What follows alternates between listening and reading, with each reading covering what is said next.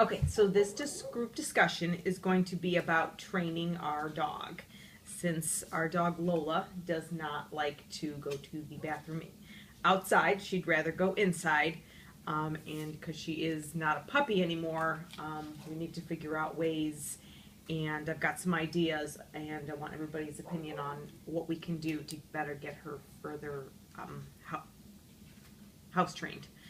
Um, so I'm going to bring up some stuff and we can talk about it and see what everybody thinks is a good way to go about this. All right, so one of the things that I found online, suggestion that we have is to keep the dog on a consistent daily feeding schedule and remove food between meals. So that would mean that in the morning, one of you guys would feed her. Normally, Dylan would feed her, and then since I leave for work around 7:30, I would then put the food up. So, do you think that's enough time for her to eat in the morning? And what do we think about that idea? Because normally we have the food out and available for her all day long. I think that's fine. Do you think that's enough time for her to? I think that once we do it more, she'll get used to it. At first, she probably won't eat it, but after a while, I think she'll get used to it. Noticing that that it's going to go up. Do you have any issues with that? Yeah, because she doesn't even eat her food from when we give it to her in the morning until the afternoon at like 8 o'clock. So. Okay, so you don't like that she wouldn't have her food available to her all day long? Were you going to leave her water out too? Well, we would have to leave. I mean, obviously, we're not home for a good portion of a period of time. So then I guess, does that even matter if we put her food up if we're leaving her water down too? If she's drinking water all day, she's drinking a lot of water, she's gonna have to go to the bathroom at some point. Are you guys coming home and finding that she's been going to the bathroom during the day in the house, or is it mostly at night? At night. At night. Okay, so you're not coming home finding that there is, that she's had an accident during the day? Mm-mm. And you normally come home, Not take her out, and recently. she goes? Yeah. Okay. So then maybe that's okay, that we'll go ahead and keep it the way it is, but then we definitely need to come up with a time that we need to put the food up so that she's not eating late at night and then during the middle of the night having to go to the bathroom. So what do you think would be a good time where we were all home, or every night, consistently someone's home to put that food up? I would say give it to her around like 6 or 6:30, and then like pick her food up at like 8. Yeah.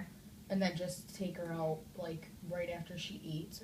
Like when you put it up, take her outside, and then like before you go to bed, take her outside again. Just so that way she's going to the bathroom at least 2 times. Yeah.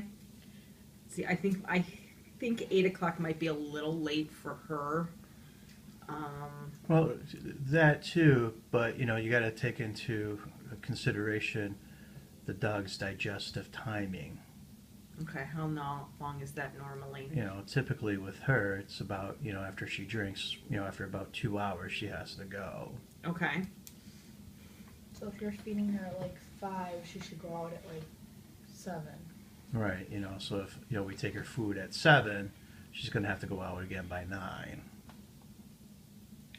And then the other thing to think about too is how much water is she getting? How much are we leaving her too much?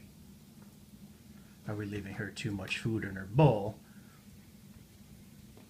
And then, maybe control what quantities she does have of it.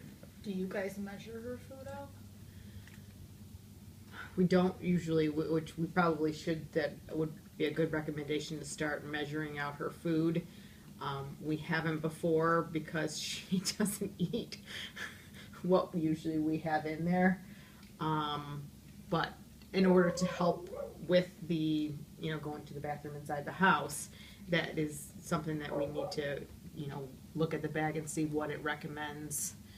Okay, and we'll start measuring out her food. But if we figure you know, she's got her food there at 5 o'clock, if she doesn't eat it by 5 o'clock, is that when we want to put it up? So that we know by, you know, 7 o'clock, she'll have to go out again. Well, as long as we have a schedule of even when she's let out, regardless whether she eats or not, it'll get her more on a timing. I still think we need, obviously we need to put the food up at a certain time. Yes. But as far as taking her out at a certain time, we definitely need to make sure that we're doing that on a consistent basis. Around So, the same time, so you do Yeah. her on a potty schedule. yep, so we can come up with a potty schedule for her. Because I know with my lab, she used to have really bad bladder problems, so every hour I was taking her outside, and she would go pee like she had been in her kennel all day. Every hour. So maybe if she's going out more than she's used to, she might get used to being the fact that, oh, I can go outside. I can go to the bathroom outside. So if we say when we're home in the evening, every 2 hours. So, well, obviously when Dylan comes home, or you guys come home from school at like 2, she would go out. Then again, who's ever home at 4, and if obviously one of you guys aren't home at 4, then it would be when Eric and I, or when I would get home, then at 5, and then again, you know, either at 6 or 7, and then, you know, 2 hours after that, and then 2 hours after that. So yeah, I think if we start taking her out every 2 hours, and then also, like I said, put her food up no later than 6 o'clock, so that it gives her time to digest. Another thing that I found online was we need to, obviously because she has gone to the bathroom so much, she can smell that, and that's why she goes to the bathroom in those same places in the house, because that's familiar to her.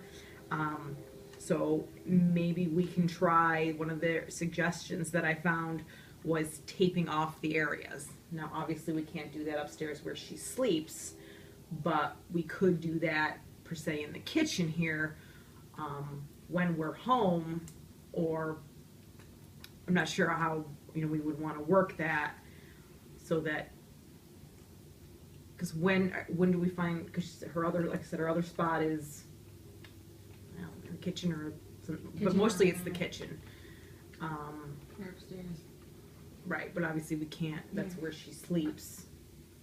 You could probably put the baby gate up, like, in that doorway right here with the kitchen, and then put another one up. Well, I don't even know if they make baby gates that big, but you could probably put one like in between, like where the couch and the wall meet, because then like she can go up and down the stairs, but she's in that smaller spot. Or is it, but see, the problem is, I think, Well, what could help with that too is getting special cleaners. yes, that is another suggestion that I did find, is a cleaner that doesn't have, It kills the enzymes. yeah, an enzyme cleaner, yeah, exactly. So we will definitely buy that at the store and make sure that if she does go upstairs or down here, that we are using that special cleaner, so that hopefully takes that Odor away, Odor so that she's away. not familiar with where she thinks she can go to the bathroom. and hopefully that will help deter her. Anyone have any other suggestions on what we think we could do? One of the things that we want to make sure that we're not doing is, I know that you guys are really good, but we never want a rubber nose in it. Don't scold her. You know, if we catch her in the act, which we normally don't, she's normally pretty good about that. Just startle her. You know, don't punish her or anything like that. I think if we start with the schedule, make sure we're putting that food up every night, and we're, you know, taking her out when we should and using that cleaner, that will hopefully help, and then we can try to figure out a way to get her to tell us when she needs to go out.